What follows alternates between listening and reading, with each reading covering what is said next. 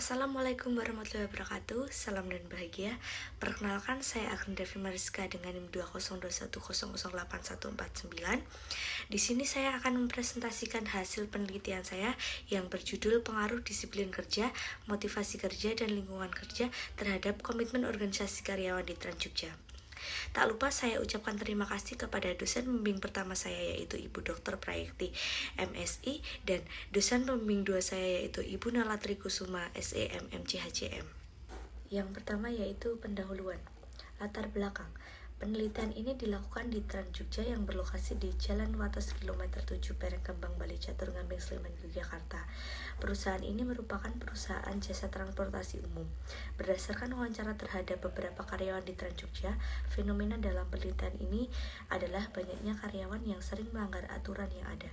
Hal ini dilihat dari para karyawan yang menganggap remeh peraturan yang ada di perusahaan. Ini juga terlihat dari kurang tegasnya peraturan untuk para karyawan yang telah melanggar peraturan. Yang selanjutnya yaitu tinjauan pustaka.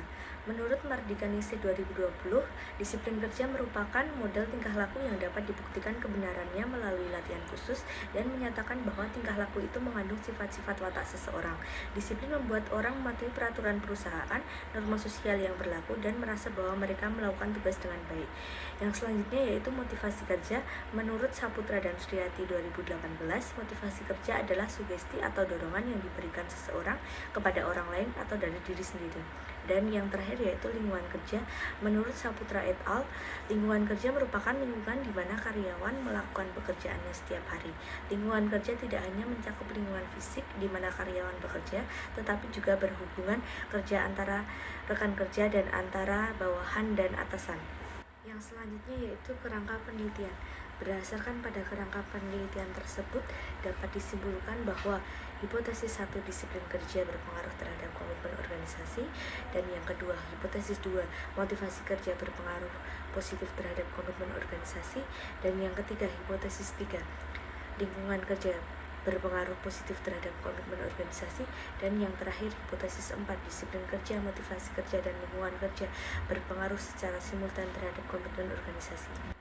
Metode penelitian.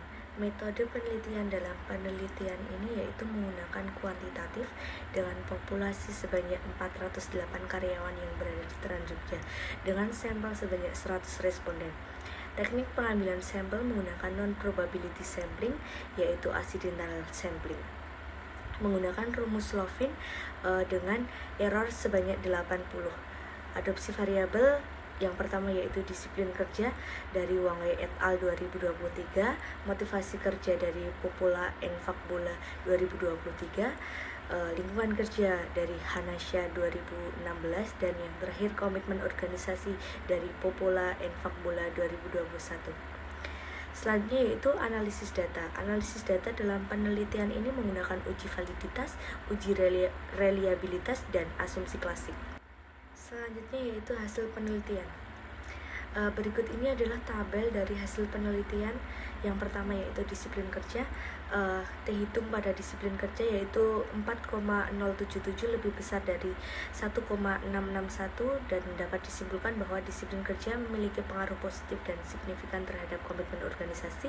Yang kedua, motivasi kerja dengan terhitung 2,434 lebih besar dari 1,661, dan dapat disimpulkan bahwa motivasi kerja berpengaruh positif dan signifikan terhadap komitmen organisasi. Dan yang terakhir yaitu lingkungan kerja dengan terhitung 9,398 lebih besar dari 1,661, dan dapat disimpulkan bahwa lingkungan kerja mempunyai pengaruh positif dan signifikan terhadap komitmen organisasi. Yang terakhir yaitu kesimpulan.